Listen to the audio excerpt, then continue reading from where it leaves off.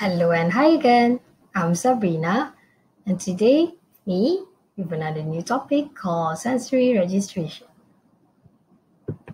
So you might be wondering, what is the agenda today? So there are 5 units. So the first one, I will introduce you to sensory integration. So about the definition and what kind of issue that you will see in sensory integration. And then we will move to sensation-seeking behavior. So generally, I will talk about the definition and the characteristic in this sensation-seeking behavior. And then we will move to over-responsiveness. So under over-responsiveness, there are 3 small topics, which are tactile defensiveness, gravitational, and postural insecurity. And then we will move to sensory discrimination and perception, in which we will cover about tactile, proprioception, and visual perception problems. And lastly, I will talk about the characteristics under vestibular proprioceptive problem. Let us start with sensory integration. So sensory integration is defined as the ability to organize sensory input for use. So the general rule is that all information received from stimuli need to be registered in CNS or in the brain. So when the person is unable to organize sensory input and the information cannot be registered in CNS, this is where it leads to a sensory registration problem. So this sensory registration problem, I will explain in detail at the end of this slide. So a good SI is when the person is able to pay attention to wanted stimuli and ignore unwanted stimuli. So for example, if a person is studying for an exam in his room, so the person is able to automatically ignore the sound of a car passing by the house, or the sound of aircon in the room, or the smell of cooking of his or her mother in the house, because the person know that what he or she wanted to pay attention is the book. So the problem that I mentioned before, it becomes a problem when the person is unaware of important stimuli or too focused on irrelevant stimuli.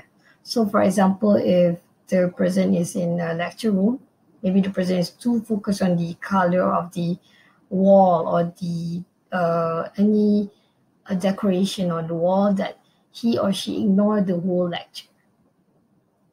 So it becomes an issue because the person will tend to be unaware of danger and will be lacking in a drive in activities. So for example, the person not aware of a honking car coming towards him or her, or there's no inner drive in an activity because it doesn't reach that optimal level, or the information does not even register at all.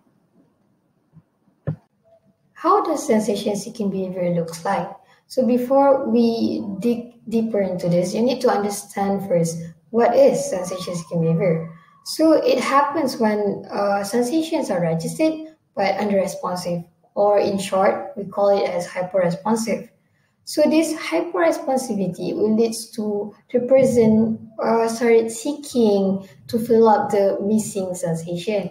So what you will see is that a child or a person will try to seek intense stimulation, especially proprioceptive input. So for example, if you see a child that keeps spinning and spinning even for 1 hour, but even did not show any sign of dizziness or something like that, they will tend to seek because their sensory bowl is big, so it doesn't reach that amount. It doesn't fill up. So until it fill up, the person will keep on seeking.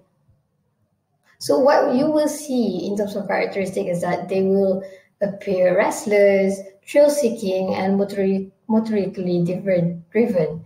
So you'll see like some of the students or some of the children tend to like when they're even sitting down, they tend to like move around and start walking, running. They cannot sit still. They will like look around and started to go here and go there. So at another person's view, they might appear like naughty or trying to get attention, similar to that. Before this, we have hyper-responsiveness. Now we have over-responsiveness, or in another term, it is called hyper-responsiveness. So what you will see in hyper-responsiveness is that they defensiveness in their sensory. So compared to before, this one, their threshold is very low. Their sensory ball is very small that even a little bit can affect them very largely. So you will see they tend to react with strong emotion. For instance, like they get overwhelmed very fast with very loud noise, and moderate noise.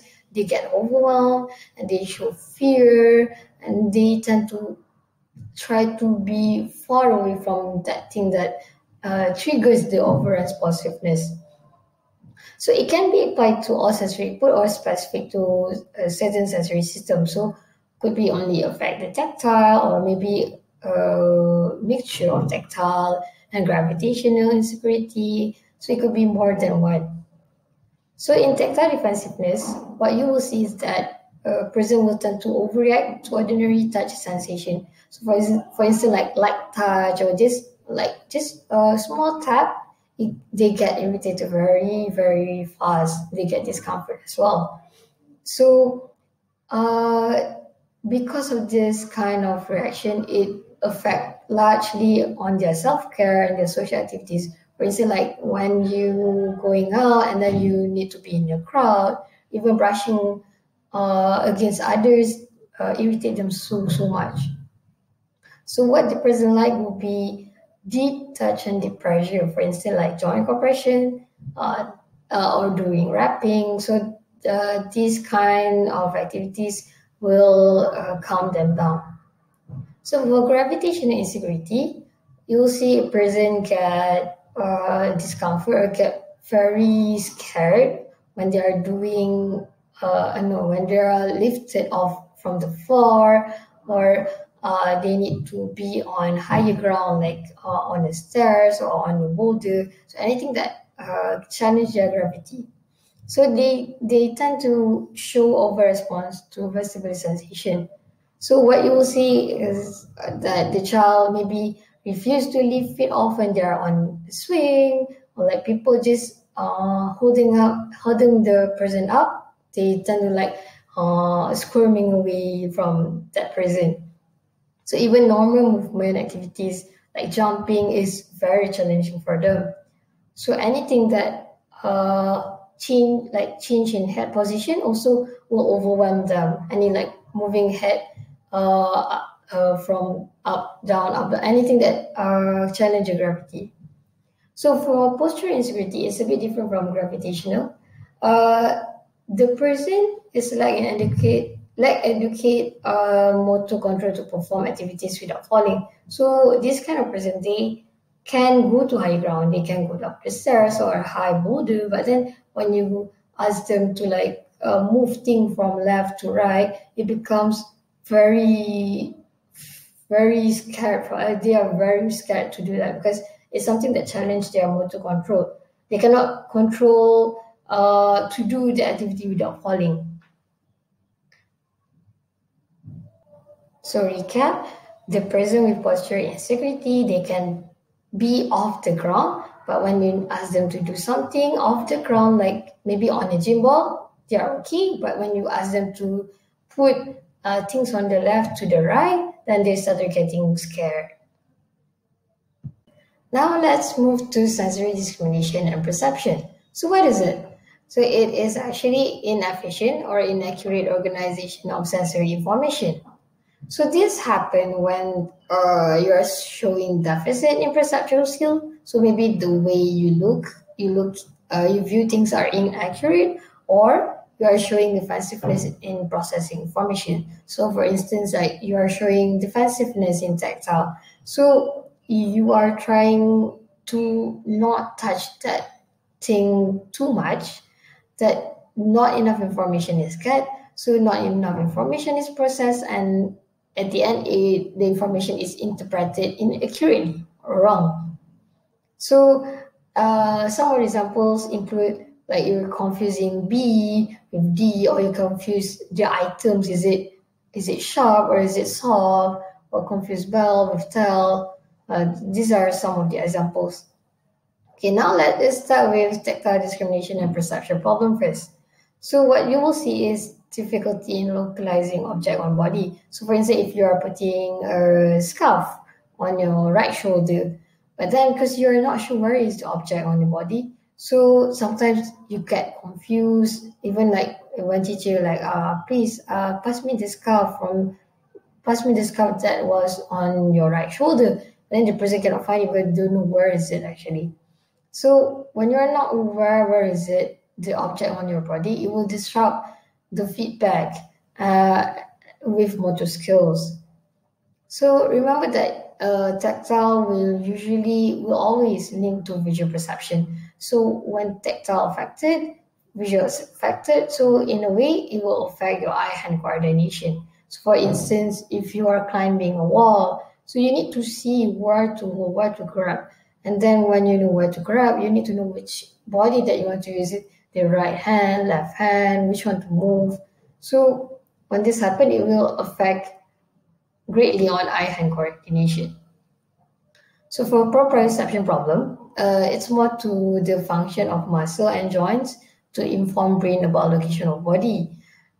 So when this happens, like information is not processed accurately or inefficient, so you'll see the person appear very clumsy, even the movement is very awkward.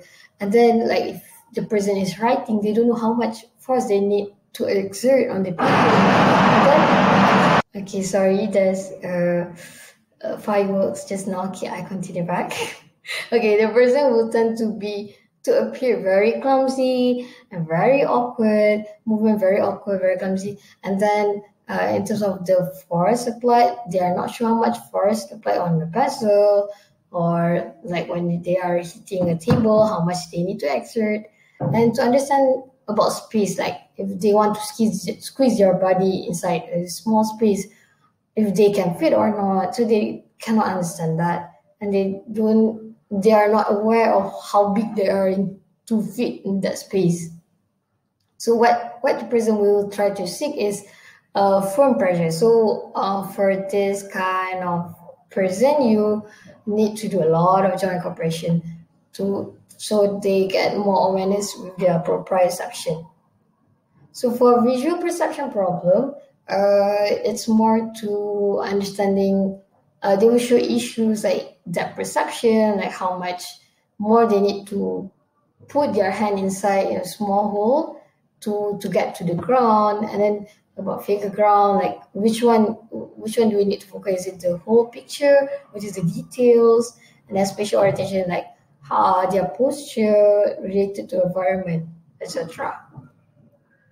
All right, let's move to vestibular proprioceptive problem. So generally, vestibular is the ability to balance. So anything related to balancing your body, and proprioceptive is the ability to be aware of your own body parts and how you relate your body parts in your body with the environment. So vestibular proprioceptive problem is very hard to catch because they usually does not have severe level of dysfunction. But then they did show like some characteristic, which include poor equilibrium reaction. So if you challenge their stability, their balancing, for example, like putting them on a gym ball. So when you move left and right, you challenge your balance. Their reaction is very slow or no reaction at all. So they just fall according to the movement.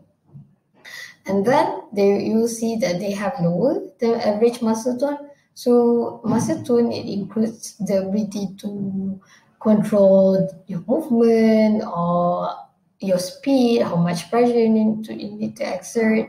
So this muscle tone is very weak. So you usually see they cannot control like how much to give and how much to hold, things like that.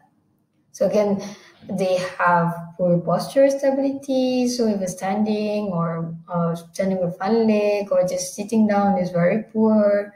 Appears very slouchy. So sitting down is slouchy. Even standing up, walking also with very slouchy shoulder. And then very difficult to keep head upright. And again, it will affect hand and eye movement. So anything that involve bilateral movement, anything that cross body midline, like transferring item from right hand to left hand is very challenging for them. So with these characteristics, they will affect greatly on their attention, their organization of behavior, communication, and a modulation of arousal. Oh no, look at the time. Sadly, this is the only time that we have today. So if you need any more information, please refer to the Occupational Therapy for Children book, which is written by Case Smith O'Brien. And again, I would like to say thank you for listening to my presentation until the end. And I'll see you again shortly.